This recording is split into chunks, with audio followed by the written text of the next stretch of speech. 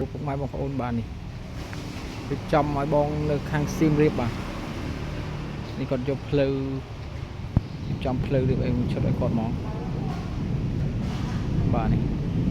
ស្អីរៀបចំដាក់តាមឡានណាគាត់ទេអត់ដាក់តាមរយៈបន្ថែមទេសារនេះមីនេះល្ងឹត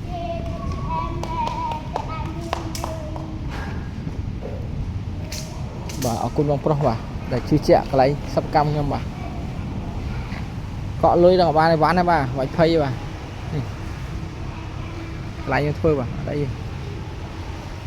ទីតាំងនៅឃុំជ័យលាស់ស្រុកញេលឺខេត្តកណ្ដាល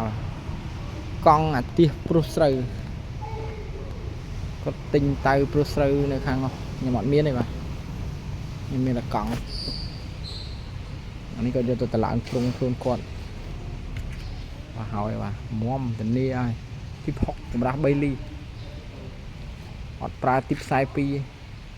ឬក៏ទី5អត់ទេប្រើ6មកកង់មុខក៏6នេះ